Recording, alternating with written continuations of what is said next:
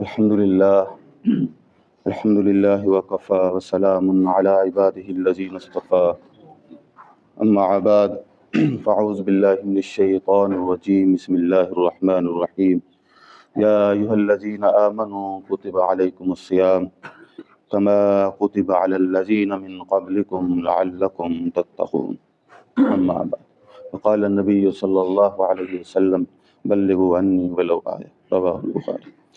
عزیز سامعین کرام، سلسلہ برکات رمضان میں آج کا جو ہمارا عنوان ہے وہ ہے کہ روزہ قدیم مذاہب کے اندر، کہ جس طرح اللہ تبارک و تعالیٰ نے فرمایا کما کتب علی الذین من قبلکم، تو اس کا جو ہم نے موضوع بنایا ہے وہ یہ ہے کہ روزہ کے تاریخی اور اساسی اور مذہبی اساس قرآنی دعوے کی تصدیق، یعنی قرآن نے یہ جو دعویٰ کیا ہے کہ یہ روزہ تم سے پہلے لوگوں پہ فرض کیا گیا تھا، تو اس کو ہم نے ایک تقابلی جائزہ لیا ہے تاریخ اور دین کی روشنی میں۔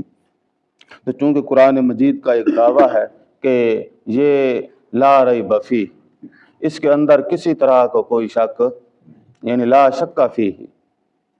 دوسرا، اسلام ایک عالمگیر سچائی ہے، ایک یونیورسل ٹروتھ ہے، تو اس عالمگیر سچائی کو دنیا کے سامنے پیش کرنا ہے کہ یہ صرف کوئی اعتقادی کتاب نہیں، یہ ایک ایسا ٹھوس سچ ہے کہ جس کو جتنا بھی یہ خالص سونا ہے، جتنا بھی جانچا جائے، ایمان اور زیادہ بڑھتا جائے گا۔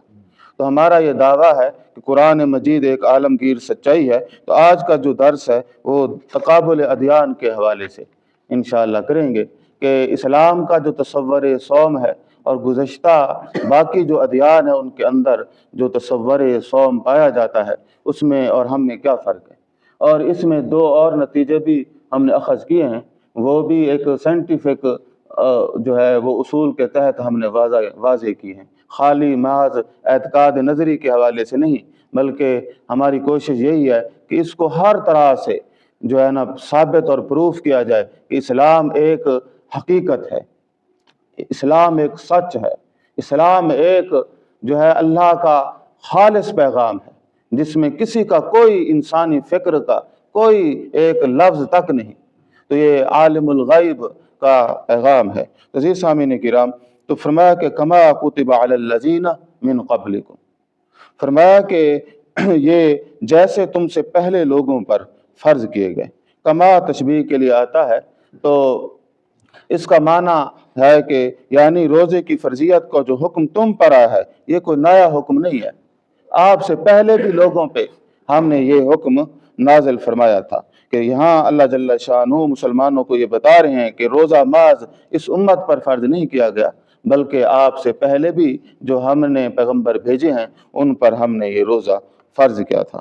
اور یہ تمام جتنے بھی سماوی مذاہب ہیں ان کے اندر یہ روزے کی فرضیت موجود ہے۔ تو سب سے پہلے ہم دیکھتے ہیں یہودیوں کے روزے کو، تو اور ان کی اساسی کتابوں میں ہم نے دیکھا ہے نہ کہ بھئی مثال ایسی سنی سنائی باتیں، تاکہ ہم جو بات بھی کہیں وہ ایک ٹھوس بات ہو۔ روزہ کا اس میں عبرانی زبان میں نام ہے تزوم، تو یہ عبرانی اور عربی زبان دونوں سامی زبانیں ہیں، سیمیٹک لینگویجز، تو یہ ان کے بعض اوقات الفاظ بھی آپس میں ملتے ہیں۔ تو یہودیوں میں بھی دو طرح کے روزے ہیں، ایک واجب روزے اور ایک نفلی روزے۔ تو ان میں جو دو بڑے روزے ہیں وہ ہے یوم کپر یا یوم کپور، یہ 25 گھنٹے کا ایک روزہ ہوتا ہے، اور یہ ایک ہی روزہ ہوتا ہے، یعنی پورے یہودی مذہب میں 2 روزے فرض ہیں، باقی سارے نفلی ہیں۔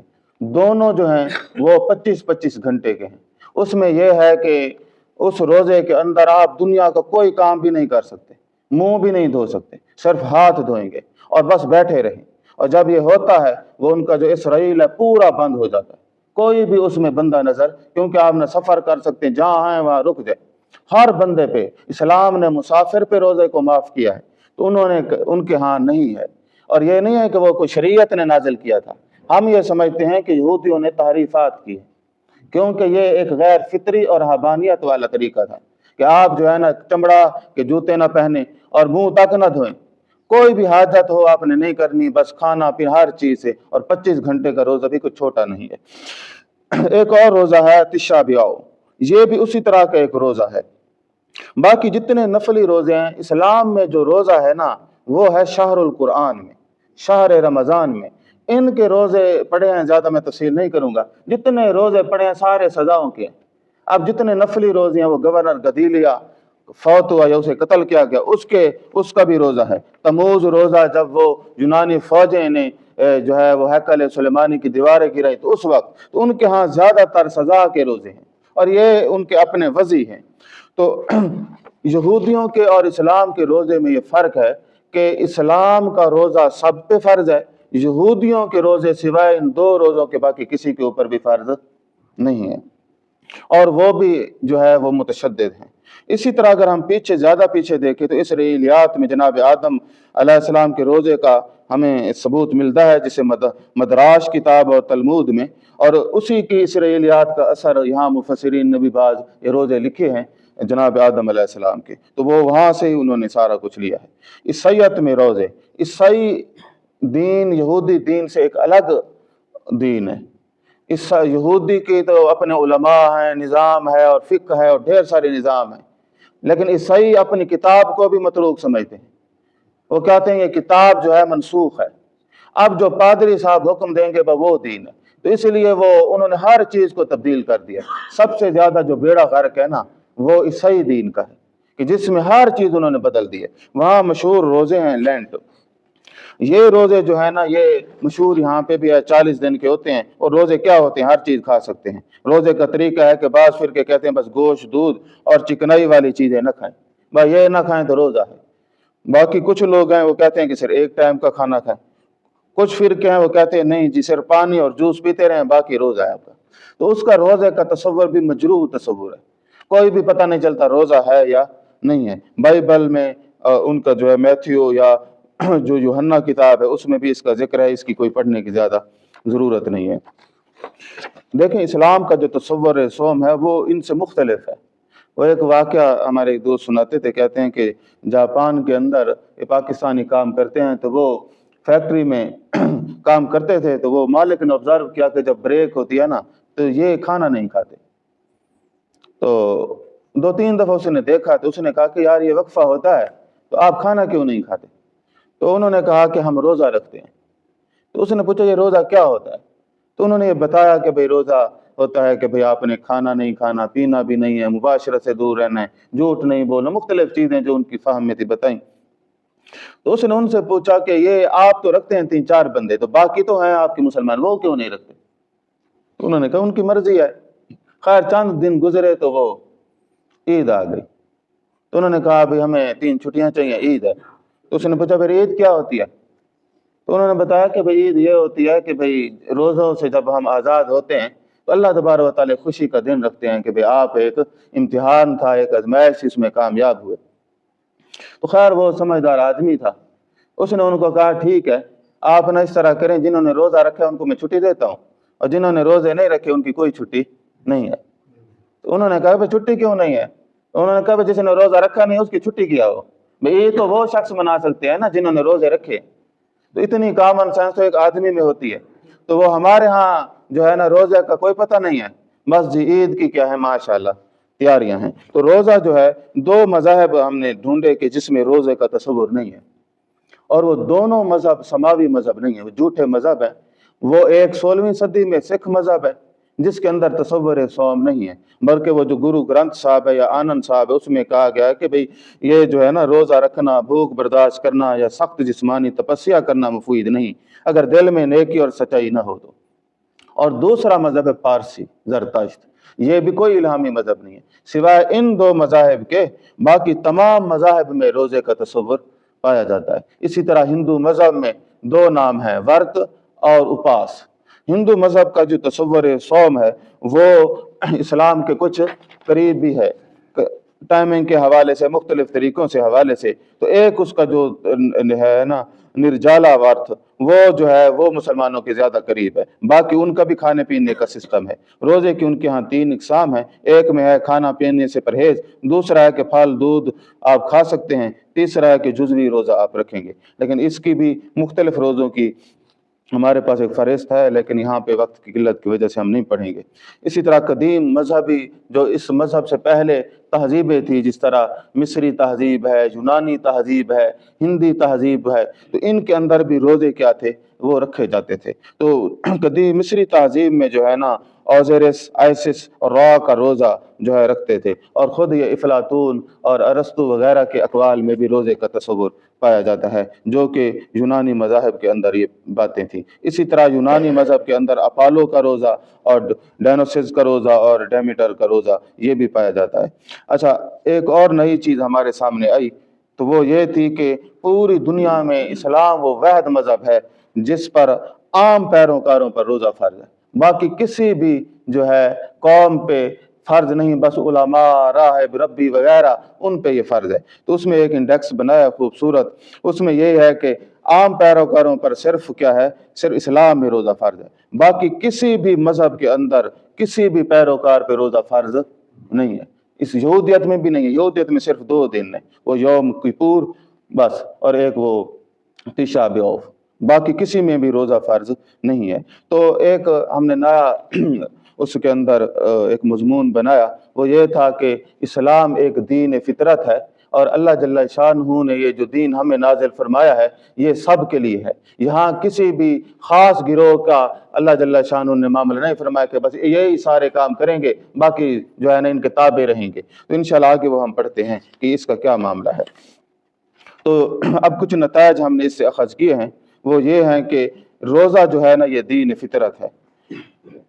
روزہ حصول تقوی اور قرب الہی کے لیے اتنا مجرب نسخہ ہے کہ یہ ہزاروں سالوں سے آزمودہ ہے، انسانی فطرت اور روحانی تربیت کے اصولوں کے عین مطابق ہے۔ روزہ نہ صرف جسمانی تزکیے کا ذریعہ ہے بلکہ قلب و روح کی پاکیزگی کا بھی اہم وسیلہ ہے۔ یہی وجہ ہے کہ مختلف تہذیبوں اور مذاہب میں روزہ ہمیشہ عبادت کا ایک بنیادی رکن رہا ہے۔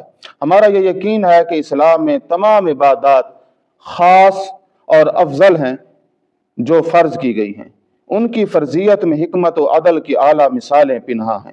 اسلام نے کسی بھی عبادت کو مخصوص طبقات، خاندانوں یا مذہبی پیشواؤں کے لیے محدود نہیں کیا، بلکہ ہر مسلمان خواہ کسی بھی نسل، قوم یا طبقے سے تعلق رکھتا ہو، عبادات کے ذریعے براہ راست اللہ جل شانہ سے تعلق جوڑ سکتا ہے۔ آپ دیکھ لیں کہ جناب بلال حبشی رضی اللہ تعالیٰ عنہ، سلیمان فارسی اور جناب رومی، یہ سارے صحابہ تھے کہ یہ مختلف اقوام سے تعلق رکھتے تھے، لیکن یہ بھی جنت کے سردار بن گئے۔